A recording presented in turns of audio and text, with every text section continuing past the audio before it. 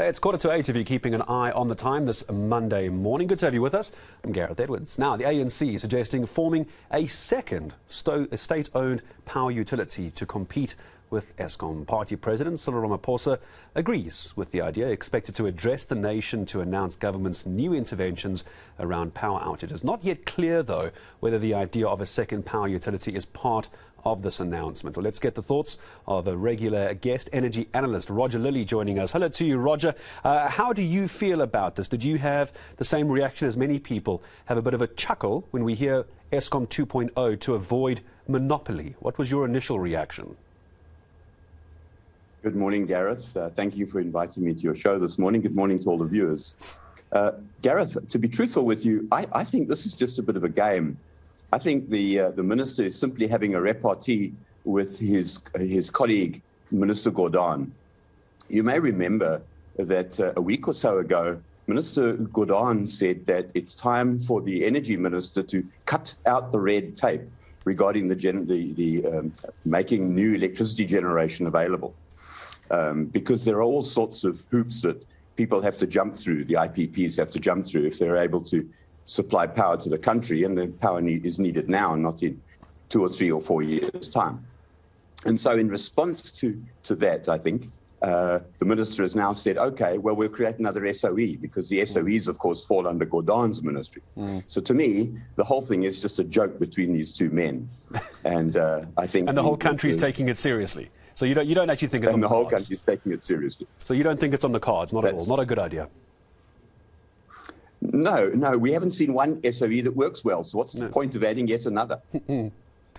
So what does our current power SOE do then? How do we avoid getting worse? Because I see Eskom announcing stage 2 load shedding from 4 p.m. in the afternoon, so slightly better than the last couple of weeks. What should Eskom 1.0, the original Eskom in this case, be doing at the moment? They seem to have gotten some more megawatts back into the grid. What should they be doing to stop us going back to stage 4, 5 and 6 later in the year? Gareth, the answer is so simple. The COE has been saying this for years now. We need another 4,000 or more generating capacity right now, 4,000 megawatts or more. We need it to come from somewhere. Eskom cannot produce power without government support. In other words, it needs a determination, it needs authority to go ahead and purchase or create power itself. So therefore, it has to come from the private sector. And so the only concern that I have regarding some of the things that the minister, in this case, Minister Mantashe, says, is that he seems to be very wary of IPPs. And that seems to come from a sort of a deep-seated distrust of the private sector, which is a great shame. Because really in the Ministry of Energy, we need a man or a woman who is really au fait with what's going on in the world now in terms of energy and the future of South Africa. So we need to understand what South Africans need now in terms of power, now in terms of meeting international commitments regarding climate change and pollution levels and so on. We all know that the Mpumalanga area, particularly around the city that used to be called Witbank, according to the World Health Organization, I think it was reported that it has the worst air quality in the world, that particular region. And why is that? Because there's 12 power stations in Mpumalanga alone, all spitting out carbon monoxide into the air together with sulfur and other pollutants, which are proving deadly to something in the region of something like 1,000 people a year. I think the Department of Health stated once. So it's really important that we get independent power producers online with clean energy solutions.